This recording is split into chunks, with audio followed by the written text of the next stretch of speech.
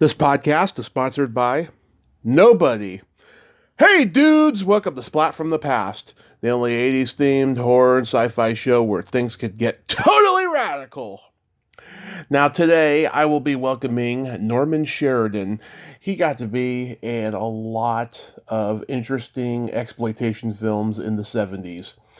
Oh my God, he's best known for playing Orville, the peeping Tom in Drive-In Massacre. He will be my fourth guest from that movie. I've also talked to John Goff, who put us in touch, uh, and Janice Blythe and Jackie Giroux from that movie. He was also in The Dirty Mind of Young Sally, Alice Goodbody, Johnny Firecloud with another guest of mine, Christina Hart, and he was in Bad Georgia Road, celebrating its 45th anniversary this year with Gary Lockwood. And it's going to be a great conversation. You know, he was part of a little repertory group there with Jackie, Janice, and John, and George Buckflower during that whole 70s exploitation boom of X-rated and R-rated films. It's going to be a great conversation. John put me and Norman in touch a year ago, and we've been going back and forth ever since, and we're finally going to make it happen, and I can't wait. Autumn September is wrapping up nicely, and I'm just a happy guy. I got some great shows coming up soon, and no better way to kick them off with this one today. So yeah, here is my interview with Norman Sheridan. This is such a great honor. Thank you for taking the time finally today. Yeah, things haven't been easy this year. Yes. I'm so glad that John could connect us. And I'd like to start by asking you, going back in time, did you gravitate toward acting in your childhood? Well, I wouldn't say childhood. I was a movie fan always. Parents were taking me to the movies when I was 4 and 5 years old. And when I got into the University of Washington, I was taking pre-majors of engineering. Mm-hmm. That's what my family did. And after about 2 years of that or less, said enough is enough. I'm not happy doing this, even though I was pretty fair at it. Yeah. I transferred over to the drama department. Mm-hmm. And at that time, the University of Washington is one of the top-rated universities in the country in their drama department. Mm-hmm. And I did a lot of plays there at the university, a ton of them afterwards. I think I was in a total of close to 50 productions, around 2,500 performances in total. Wow. All of those productions. So that's how I got into acting. Yeah, where are you from originally? Seattle, Washington. That's why I went to the University of Washington. Oh, that's pretty close to where my dad lives. He lives in Marysville. Oh, I've heard of Marysville. I'm not quite sure exactly where it's at on the map. Yeah, it's near the water. It's a nice little area, Orcas Island. Oh, yeah. Yeah. My grandmother lived there many years until she passed. It's a beautiful area. The only thing is it rains a lot there. It does rain a lot all over the great Northwest. Usually, though, it's a light rain. I remember as a kid playing in the streets in the rain. It was so light you didn't hardly get wet. So when you were doing theater over there in college, did any of your classmates later go on to become successful in acting? Well,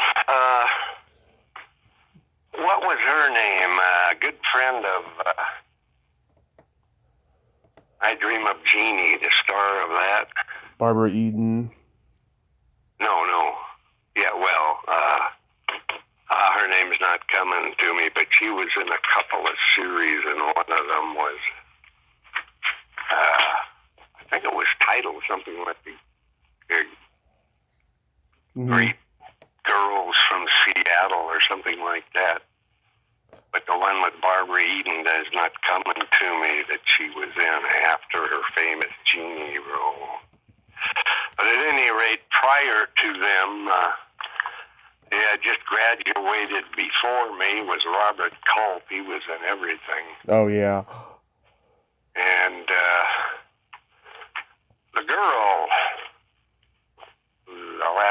Dorothy Provine, she was in a lot of stuff. She graduated from there, too. Oh, yeah, she was gorgeous. Yeah. Yeah. She was English. She was in It's a Mad, Mad World. Costello's last movie, wasn't she the 50-foot bride from Candy Rock? I think that was her. Yeah, she was in the Roaring Twenties series, a lot of that stuff. Yeah. So after you graduated, did you go to New York? I should have, probably. No, I went to Hollywood. I was a movie lover from 5 years old. Yeah, I watched the interview you did with Greg last year, and in it you said you had a great story about going to the Army. Well, I don't know which one that was, but I went into the Army because I was drafted. Mm-hmm. And I first went to Hollywood, I believe it was 65 or 64. Yeah. Yeah, 64, late 64, and I didn't get to stay there too long because I was drafted in March of 65. Mm-hmm. And you had only been in Hollywood... I was 66, I was drafted. Yeah, you had only been in Hollywood a few weeks or a few months or so? Yeah. JFK, John Kennedy, when he was president, said married folks would not be drafted, and so I got to be 25 years old, and I was going to turn 26 that year, and Kennedy was assassinated very unfortunately, and what's his name, Johnson took over. He changed the rules, and I got drafted while I was married. Mm-hmm. My wife didn't care much for that. Yeah. She left too. And anyway, from 66 to 68, I was in. Yeah. I spent my career in San Antonio, Texas, after I got out of a 6-month AIT. Mm-hmm. So that took me away from acting in a large part. I did do a couple of plays there. Mm-hmm. I believe one of them was Harvey. While I was still in the Army, I played Jimmy Stewart. No, Elwood P. Dowd was his name. Yeah. So I didn't know that they had theater in the Army. That's pretty interesting. Well, they don't, but they have it in San Antonio, Texas, and as I was working an ordinary day shift, I could get away with it. Mm-hmm. Yeah. So after the Army, is that when you went back to Hollywood? Well, not right away, but I had to go back to Seattle and save up some money. I was driving truck, and finally got back there in 69. Can't remember what time of the year it was, but I got there in 69, joined what the military service was offering to pay for was the Theater of Arts. Believe it or not, they paid my tuition, and I did a couple of plays there. Mm-hmm. And I said, maybe you listened to the review Bruce Glover gave about a year after mine. Bruce Glover was a teacher there at the time. Yeah. He was a lot of TV shots. Oh, yeah, I interviewed him last year. He's an interesting guy. Yeah, I was trying to get a hold of him, but I haven't been able to get a number or anything. Yeah, he's hard to pin down. He runs around like a chicken with its head cut off. Oh, still? Yeah. I didn't even know he was alive until... Oh, yeah, he's still working at 90, that guy. Is he 90 now? Yeah, he's 90. I didn't think he was that much older than me. I thought we were about the same age. Yeah. Good for him. Yeah. He's an interesting guy. He interviewed me after we were done because he wanted to make sure I wasn't a Satanist. Oh, my goodness. Yeah, he was always a well-rounded actor. He could do a lot of things, and that was what I thought I was, too, at the time. But I was always impressed by the things that he did. Yeah. And, of course, his son, Crispin Glover, did Back to the Future, which Buck Flower was in all as well. Yeah, another coincidence. I don't think Buck ever met Bruce, but maybe he did. Yeah, maybe. Yeah. Yeah, Crispin was in a lot of stuff, too. But I don't know when I found out he was Bruce's son. But sometime along the way I did. Mm-hmm. So the first movie on IMDb was Sex in the Comics, which was an X-rated movie. Do you remember anything about that? Oh, yeah. Yeah, I remember the funny bit that the three of us had. Mm-hmm. Now, we took our scripts home and figured out how we were going to be comical characters on our own, pretty much. Yeah. And was a three-man big scene, and I decided to do my part with kind of all Richard Widmark in the whatever the name of the movie was, where he played his first bad guy and kicked grandmother down the stairs. Oh, Kiss of Death. Yeah, that was it. I think Victor Mathieu starred in it. Yes, he did. And yeah, he had that funny laugh. He enjoyed kicking the old lady down the stairs in a wheelchair. Yeah. So that was my choice. Now, the second guy was Duke Mitchell. Mm-hmm. If people don't know who Duke was, he was a kind of a good singer and a crooner that would, and later he tried to direct a couple of movies, one of which I did a part in, maybe two, I don't know. Mm-hmm. And strangely enough, he had chosen the same voice that I chose. He was doing the same thing. The third guy, I'm not sure who that was. Maybe it was John Goff. I can't remember. Yeah. The third guy, he did his own thing. But when we hadn't rehearsed, we just, run the camera and we started going. And then they got to Duke, and he come up with the same voice that I had just done. cut. He had to come up with something new. Yeah. That was the funny part. Yeah, it was pretty comical. That's why they called him in the comics. Yeah. Is that where you first met Buck? Oh, Buck and I had been friends for quite some time. I'm sure we must have gone back further than that. Yeah, because you guys were like You guys were like a repertory company of exploitation films in the 70s. You and Buck and John and Jackie Giroux. I mean, it was just like a repertoire. Jackie Giroux. Geez, I've forgotten that name. Yeah. And, yeah, Buck introduced me to John, and they had started writing stuff together about that time. So I can't remember whether I met Buck on my first trip to Hollywood. It was probably just after I came back the second time in '69.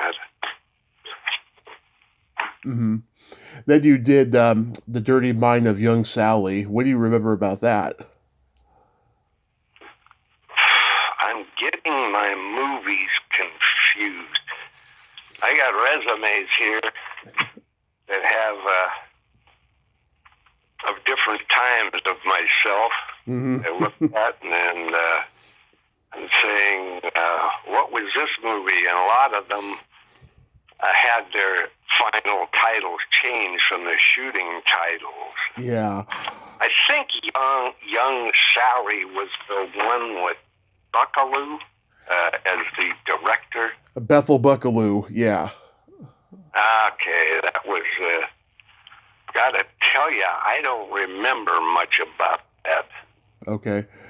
I remember doing some big thing, and Buck Flowers broke out laughing at the end of it, and he was the only one laughing.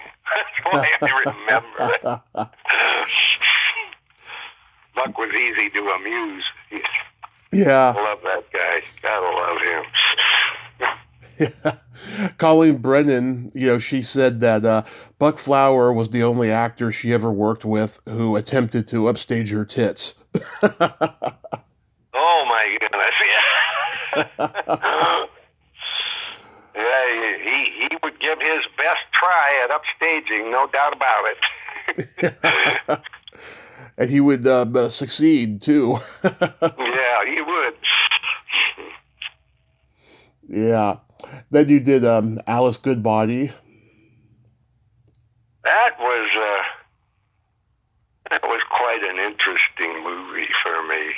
I thought it was going to end up being a pretty funny comedy, like a hit, and I don't know that it ever got to be a hit. But Alice was the understudy, or we had a big movie production going in that movie, if I've got the right one. And things started to go wrong at the beginning when big statues fell in the set, and one of them fell on the lead actress. And then Alice, just a little extra there, worked her way up through the production, trying to sleep with all the producers and directors and the set managers, all of them. Yeah, I played a weird clean freak. Yeah. Who was the assistant director, if I remember right. I don't even remember his name. But, yeah, it was, that was a Tom Scherrer directed movie, if I can remember right. It was, yeah. He went on to write for television. He wrote, like, Wonder Woman, Quincy, Murder, She Wrote. He wrote some Wonder Womans? I didn't know that. Yeah. Yeah. Prior to that, he had done a lot of commercials in New York. Yeah. Shot commercials there, and he was a funny guy. Yeah, I liked him. Yeah, they show a close-up of a vagina, and in reality, it was a piece of velvet material. Yeah. I wouldn't doubt it. Yeah, back in those days, the technology was so cheap, you could fake it with anything. And then... Yeah, well, now they can just animate it and put it in the computer and fake it. CGI, yeah.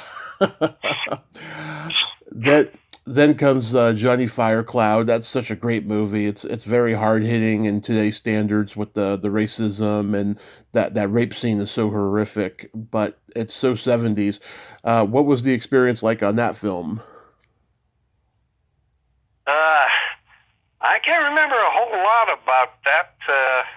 Mhm. I remember the poker games we played during lunch break.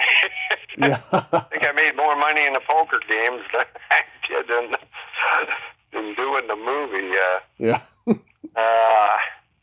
I know I was, I don't even remember what I acted in. I had one day's work, if not two. And was that the movie that, what's his name? Oh, I remember the Indian starred. Yeah, Victor Mojica.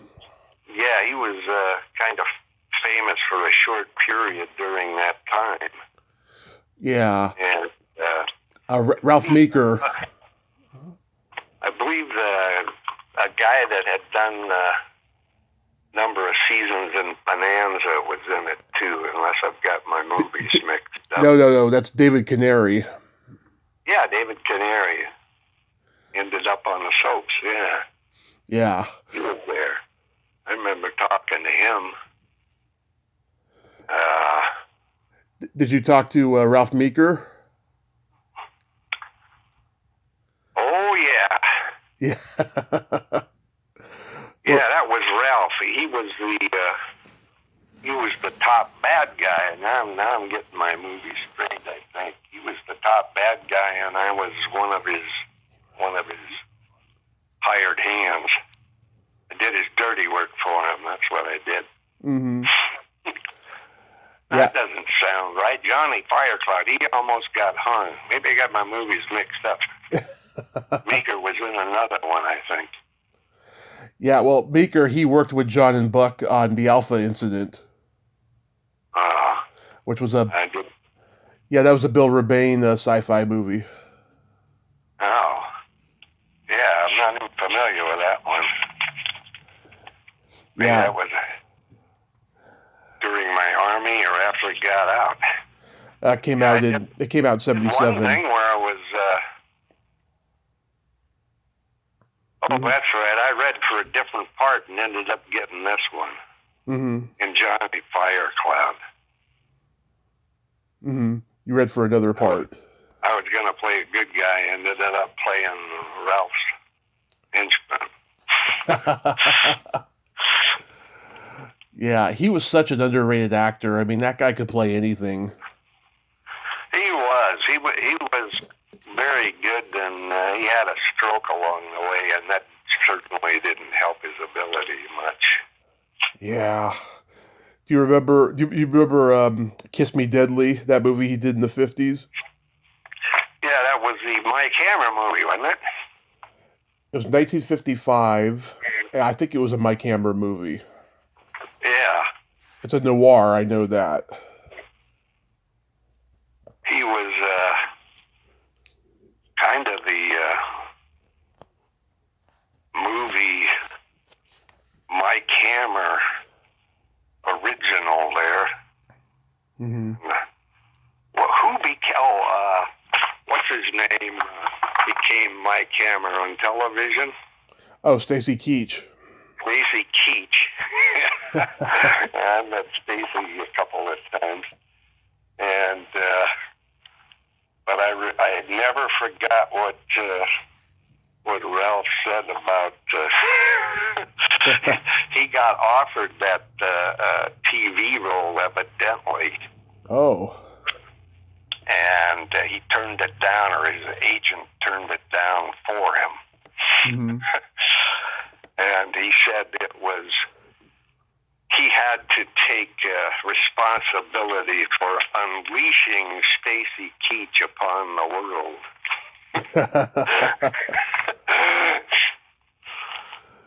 world. Did you work with Christina Hart on Johnny Firecloud? Christina Hart is another familiar name to me, but I've forgotten a lot of them. Yeah, yeah, she was the beautiful blonde with the little voice. Uh-huh. Yeah, I interviewed her earlier this year, and she said that that Ralph Meeker was so angry that he didn't have his own trailer, so he said, "I will sit on a rock," and he did sit on a rock. Oh, really? Yeah. Well, maybe I should have seen him out there because I didn't get a trailer either. Yeah, it was a low budget movie, right? But 20th Century Fox picked it up and distributed it. Yeah, I believe so. If you say so, I don't remember much after the fact. Yeah, and then Sasheen Littlefeather, she was the Indian girl, and of course everyone knows her because of the Marlon Brando incident at the Oscars. Right, right. She's hard to forget. Yeah, and the Oscars actually just apologized to her for that. Yeah, 50 years Probably later. destroyed her career, her appearing at the Oscars. I don't know. Yeah, 50 years later, they finally apologized to her. I think it's great overall because, she did deserve an apology, but it's a little too late, I don't know when that happened. That was in like They apologized to her on camera? Or? No, just publicly. I mean, personally, they apologized to her, and of course, it was in the news just recently. Oh, okay. Yeah, because that happened in like 72, 73 when The Godfather came out and Brando got the Oscar. Yeah. Long time ago. Yeah. Before your time. Yep, before my time. I was born in the wrong time. Now Cubs Drive-In Massacre. Did you get that because of your connection to John and Buck? To tell you the truth, I don't even remember, but it probably must have been due to Buck. Yeah. Or maybe it was, his brother-in-law at the time, Jeff Richards, Mm-hmm.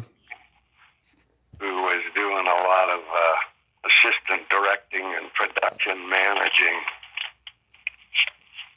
But one of the two, and they were both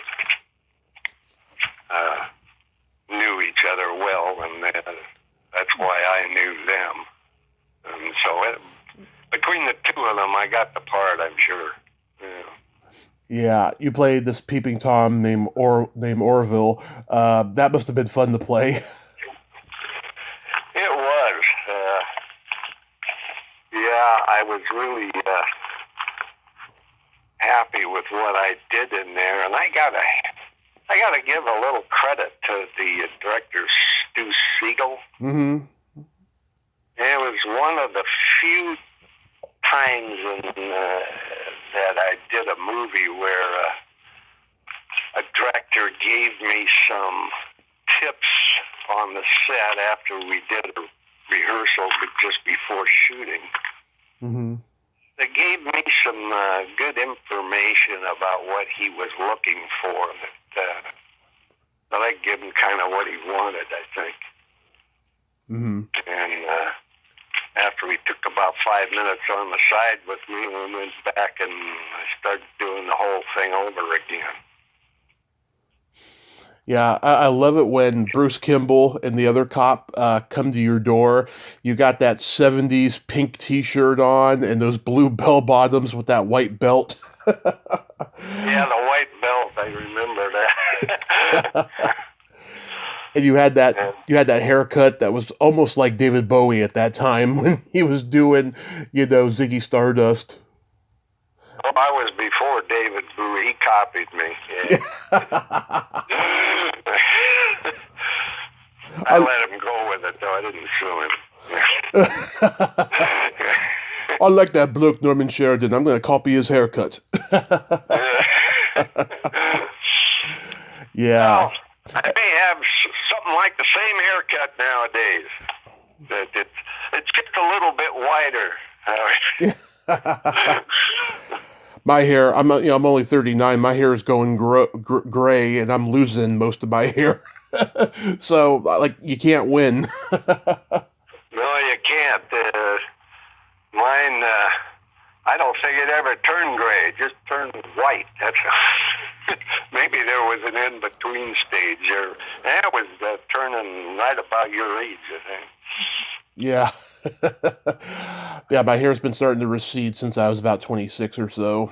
And yeah, I'm okay with it. I actually hated having hair. You know, my hair grows back really fast, and so I hate getting haircuts. Yeah, they're kind of a pain. Never did like the shaved head look, though, and I still don't. I guess it worked for you, Brenner, but Yeah. How was your death in the movie executed?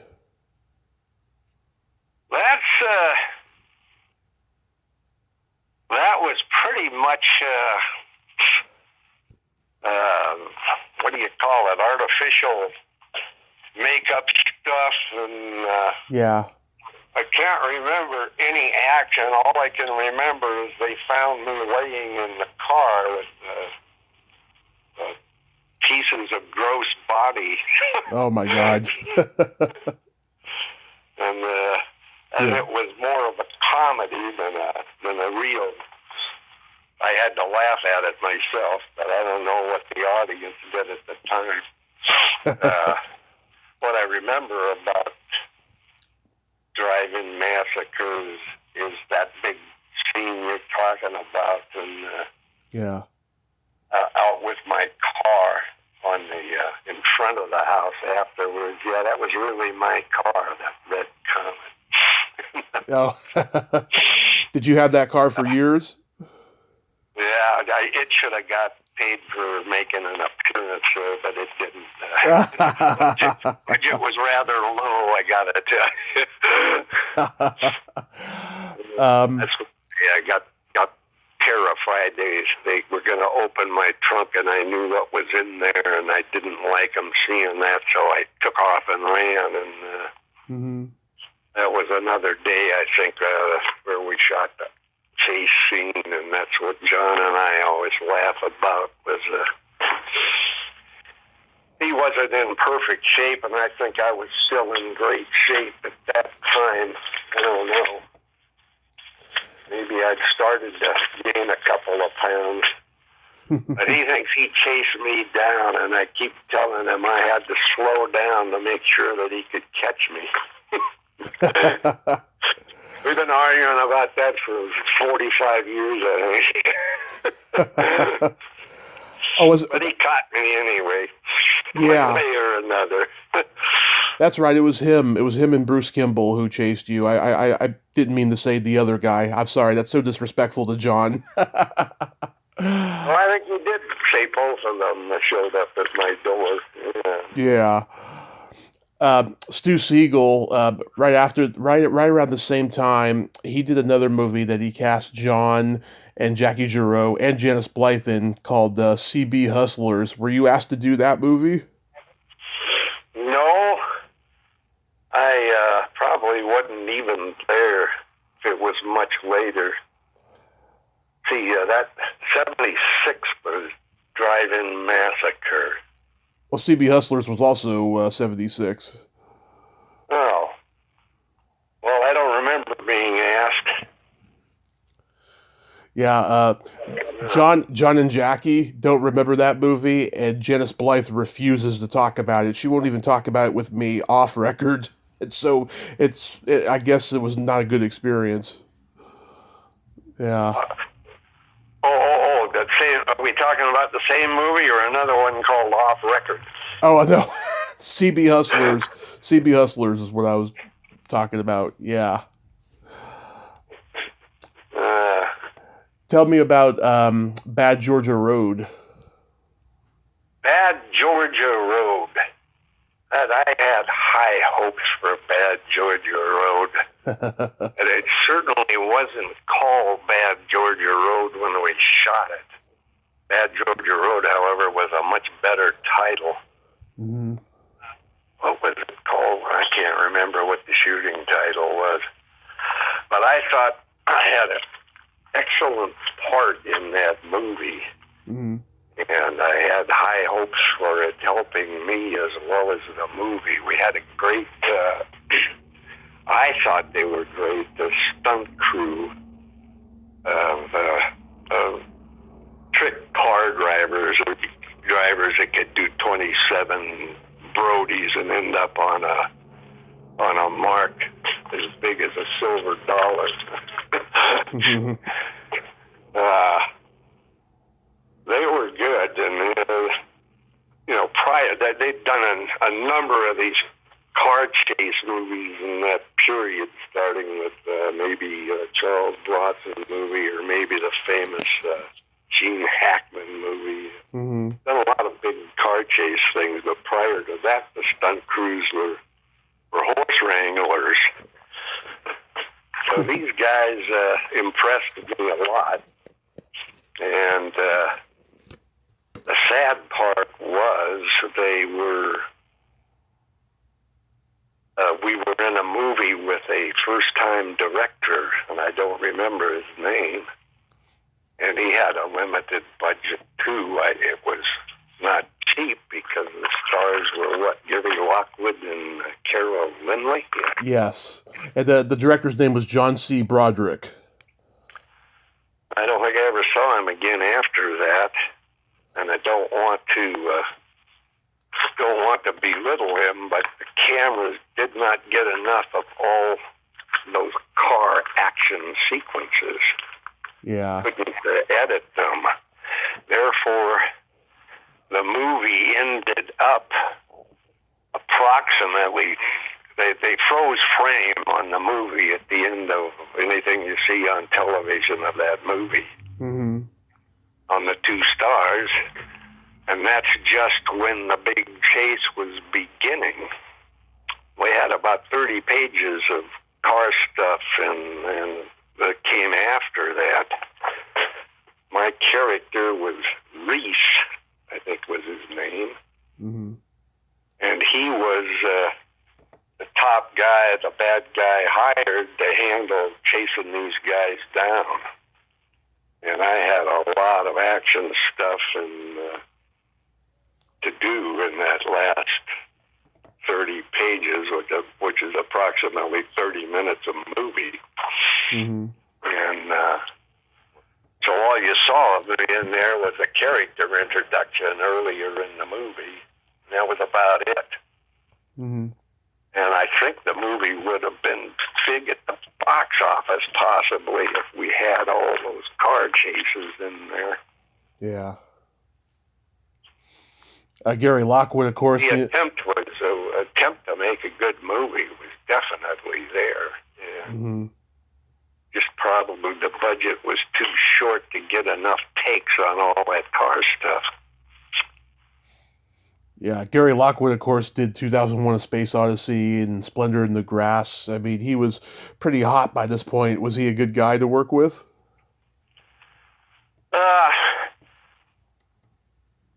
I never actually had a scene with him. Mm-hmm. So I can't tell you, but I did talk with him off the set. Seemed like a nice guy, yeah. And Carol Lindley was pretty famous at the time, too. How about Royal Dano? Royal Dano was one of my favorites from the Western days. Yeah. I don't even remember seeing Royal there, but I saw him elsewhere and talked to him off the set in some other picture, as I recall. Yeah, I always liked that guy, though. Mm-hmm. The last movie that you did with Buck and all of them was Party Favors in 1987. Yeah, that's the last thing I ever did. Yeah, do you remember anything about that? Oh, yeah. I had one big scene, and I was the star of that scene anyway. And it's kind of strange that I got asked to do that because well, I'll flash back after I'm through talking about party favor. My part was to come in as a big exec of some business. I don't know what. And they were all going to make fun of me. And it was a setup. And a big crowd there. And the setup was the stripper was going to come and sit in my lap. Mm-hmm. And I came in all proud, thinking this was some kind of a business party. And I had my suitcase with a phone in it. Now, you got to remember, this is 1980, whatever you say it was. 87. and nobody had cell phones. I had a phone in a suitcase. And that was a big deal, you know. I was very proud of that, brand new and all of that stuff. And then the stripper comes in and sits in my lap, and I am absolutely embarrassed, you know. Mm-hmm. And don't know what to say, don't know what to do, and my phone rings. I pick it up, and my big line is, "Oh, hi, Mom."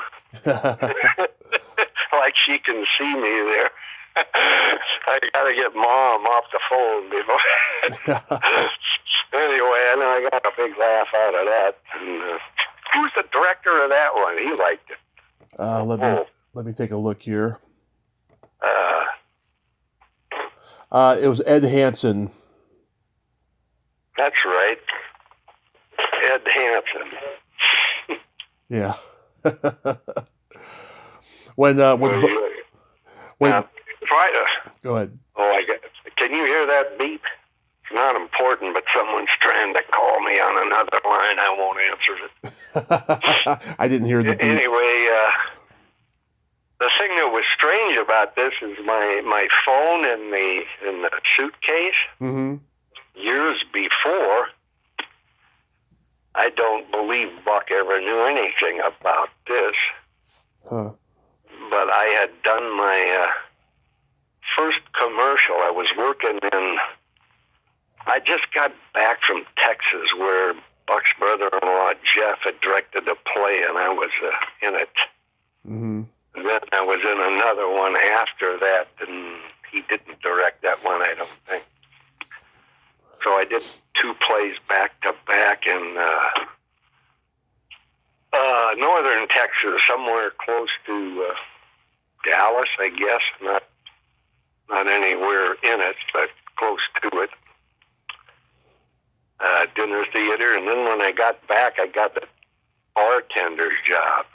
Mm. Maybe it was even before that, because a play I did a number of plays in Virginia City, Montana.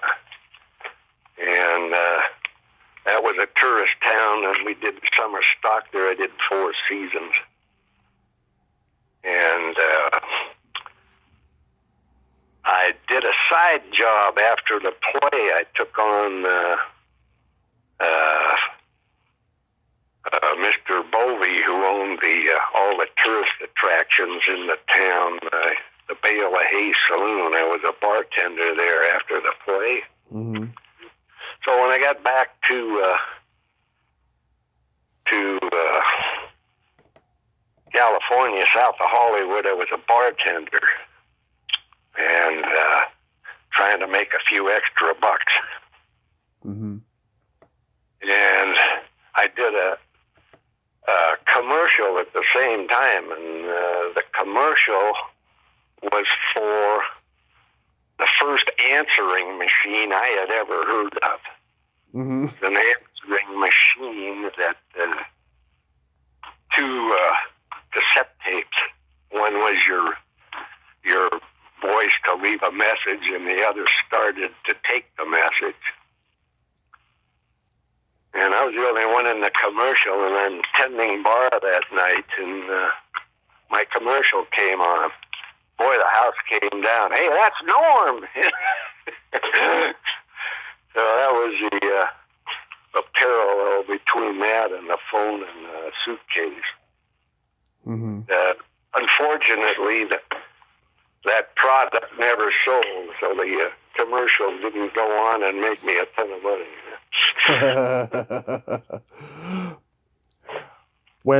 When Buck died in 2004, that must have hit you hard because you guys had that history together.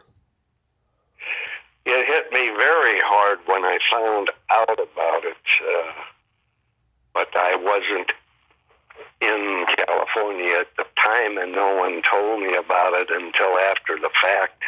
I got an email. Mm-hmm. Yeah, it was pretty sad. I think the last time I saw Buck was on jury duty. In Van Nuys, I was on the jury coming in, and he was going out. Yeah. And that was about the last time I saw him. Oh. But I would have gone back there had I known. It's only a one-day drive. There needs to be a book or a documentary about him because he was a national treasure. He was. He was one of a kind. There's no doubt about that. Yeah. Because I know he has a daughter out there who was in the movies for a while. Well, actually, the daughter was in Driving Massacre. Wasn't she a little bit part? Oh, that's right. That's right, she was. Rakina, I think, was what we called her. I don't know if that was a nickname or her real name. Right. I only knew her when she was very small. Yeah. Mm-hmm. So why did you leave acting?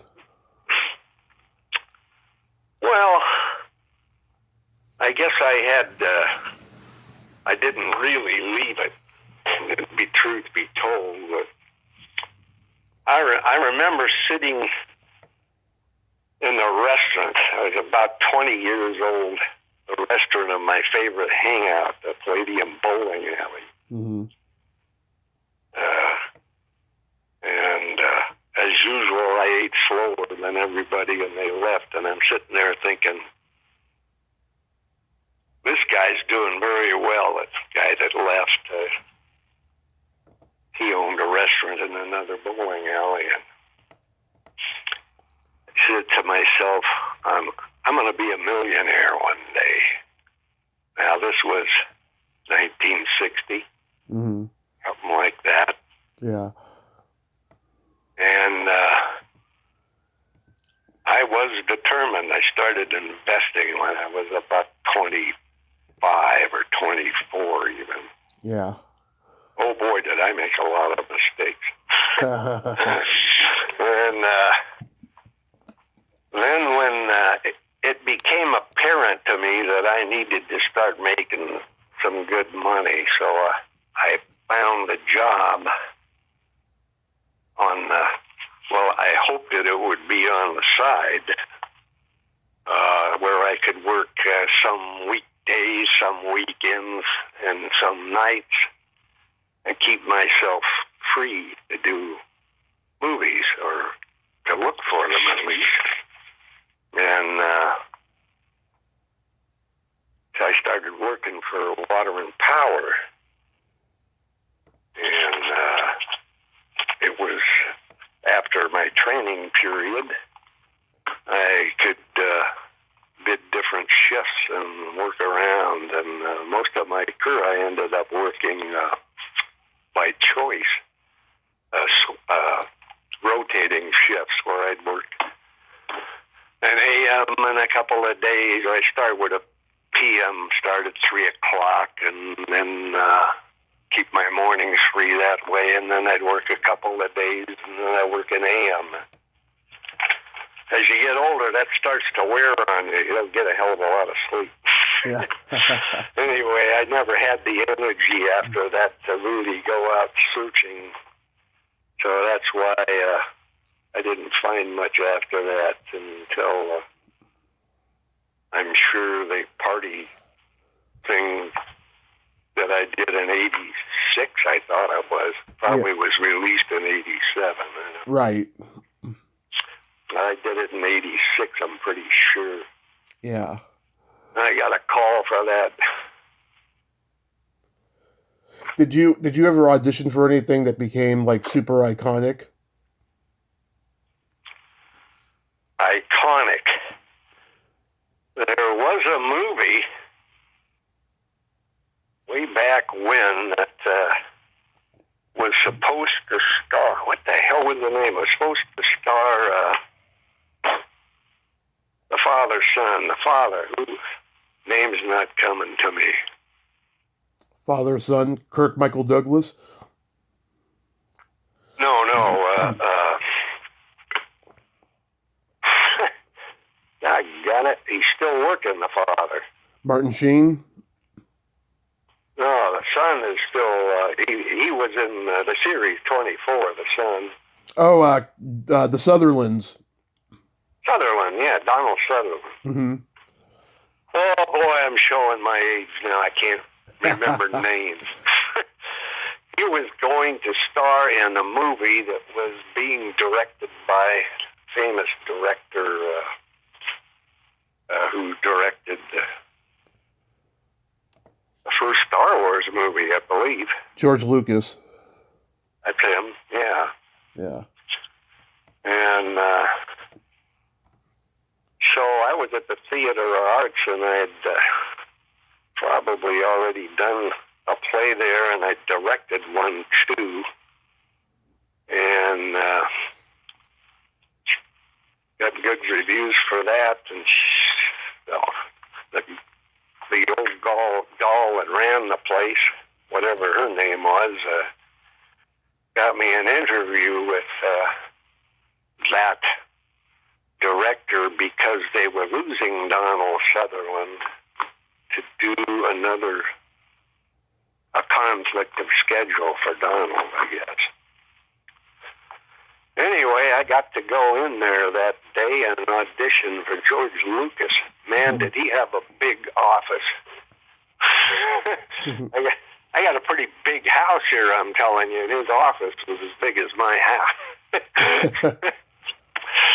Yeah, you got called into his office and you had to walk about 100 yards to get to his desk.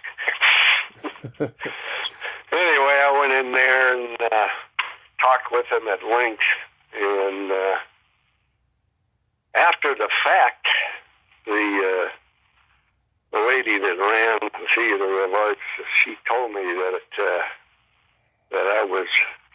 that George Lucas was highly impressed with me, and that impressed her.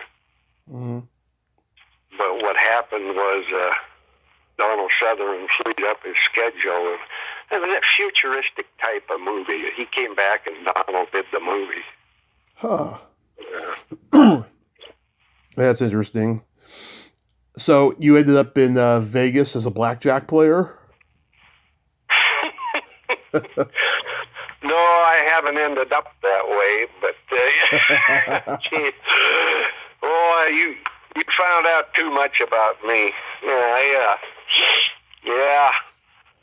I retired from Water and Power. Mm-hmm. Fortunately, got an early retirement, but I did spend 22 years there. And I had been playing since 1972.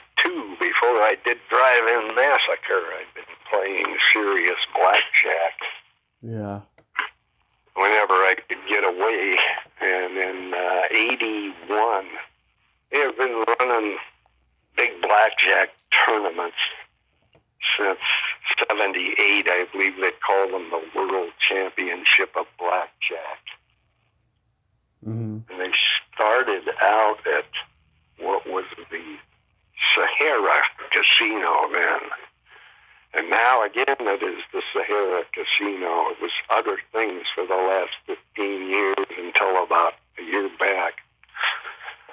But it's still in the same place, and anyway, they had big tournaments run by this group of guys. Mm-hmm.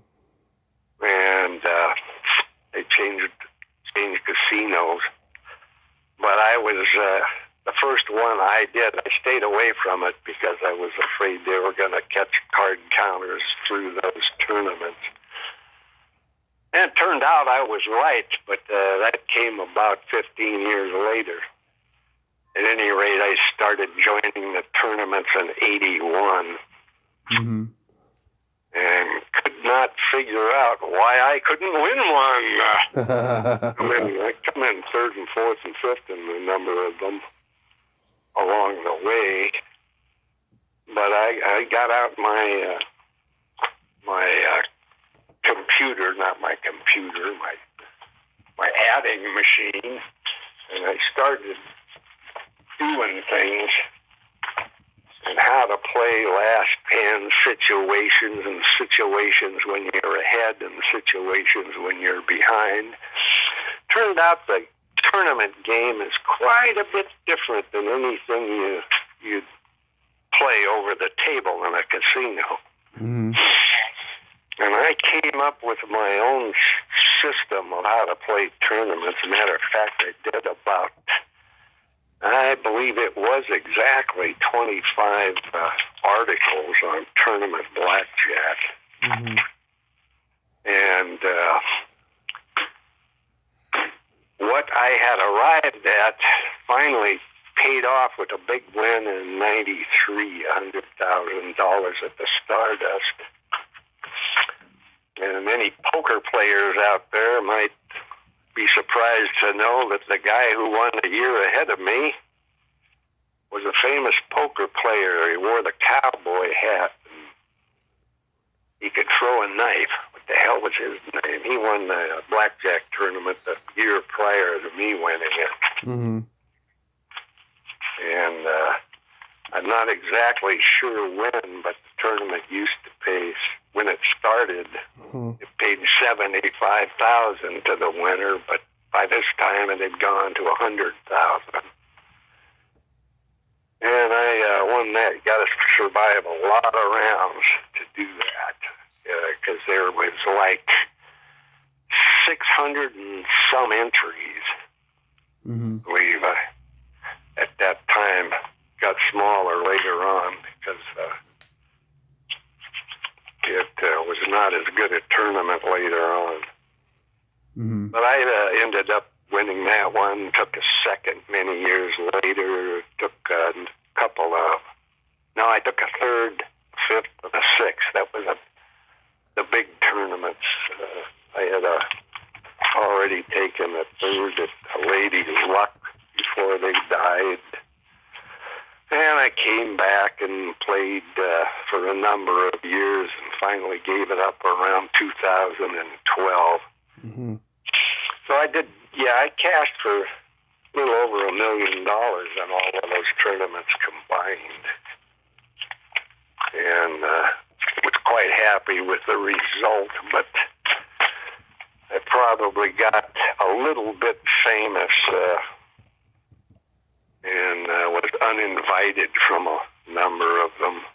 I did I was the first, I was on the first show to be aired on CBS television, the first blackjack show. And it aired Saturday afternoons.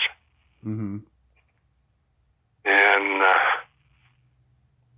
I didn't fare well. I wasn't getting the cards, but I impressed the local gambling expert here, Anthony Curtis, in the way I survived the first guy to be eliminated.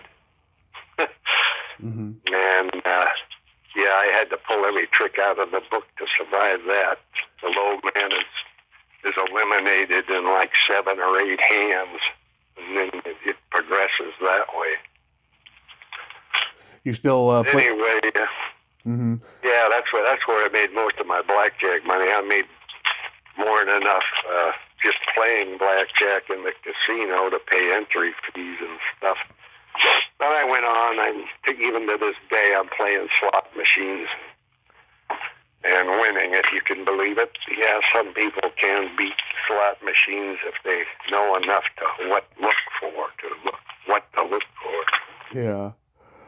You still play cards it's with? Getting pretty skimpy out there, and and I'm not covering 2 miles worth of casinos a day anymore either. You still play cards with friends and family? No, all the friends I used to know Are all gone? aren't around much anymore, I gotta tell you. I did play a lot of poker back in the 70s. Yeah. And, I remember we played at our own homes. I remember playing with, what was his name, famous guy, got an Academy Award. Geez, names aren't coming to me. Jack Nicholson? No. He was in the teen movie, the American Graffiti? yeah, American Graffiti. Richard Dreyfuss, Paul Le Mat. Richard Dreyfuss, yeah. Oh. I met him a few times too outside movie sets. Mm-hmm. But we played. He was on our poker rounds there for about half a year. So. Yeah. And I hate to say anything bad about him because I like him, but he's kind of a sore loser. Yeah. He seems like it. Yeah. He's a good guy, though. Yeah. Oh, that's good. You still in contact with anybody else besides John from your movie days?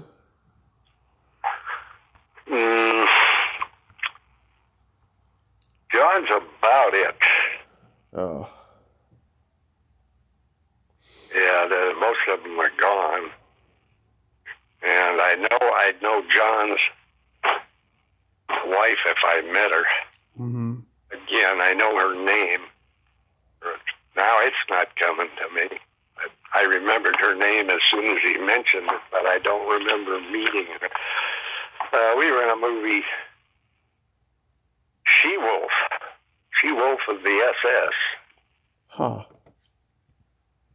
Yeah, I played 2 parts in that. One was a soldier that got massacred. One I actually was in a scene in the office with the She-Wolf there. That movie's not on your IMDb. That's weird. Diane Thorne was in it. I almost interviewed her, but she passed.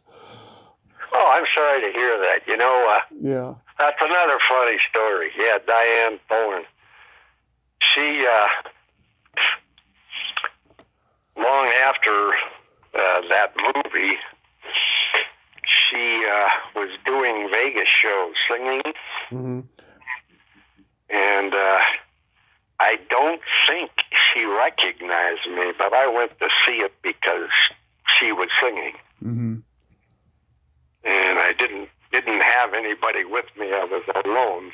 I went just because I wanted to see her. She ended up singing, coming off the stage singing and sitting in my lap. Years later, I still don't believe she recognized me, but maybe she did. I don't know. And how's your health doing? Well, I'm not happy with it, but I'm still kicking. I still shortness of breath. That's about the only thing you can see that's wrong, and you can't see that unless I'm walking a long distance. Oh.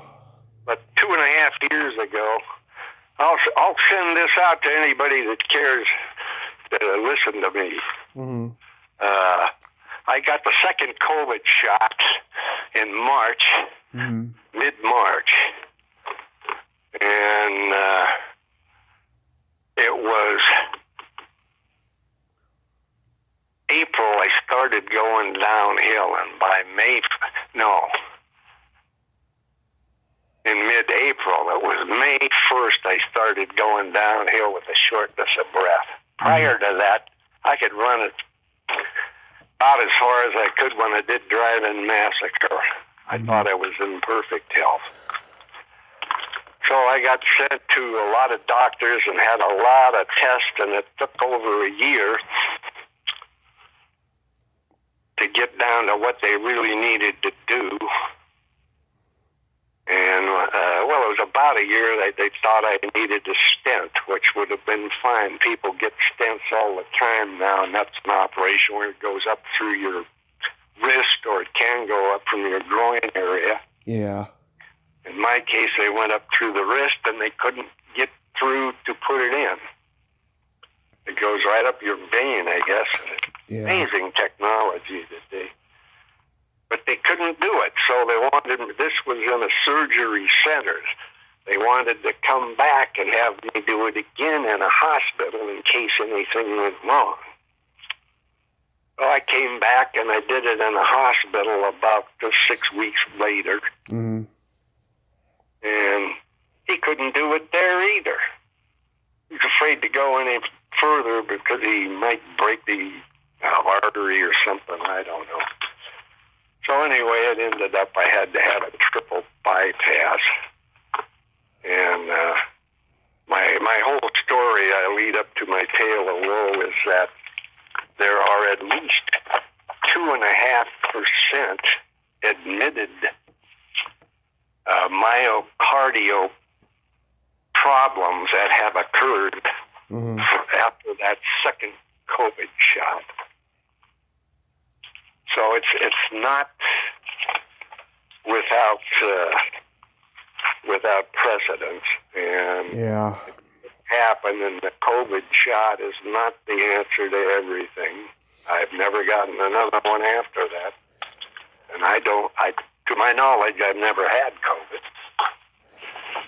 I have a stent in my heart, and I've had my COVID shots. I haven't felt that, bad of effects, other than, the first 24 hours is horrendous. Then after that, you feel really good. Oh, did you say you had a stent?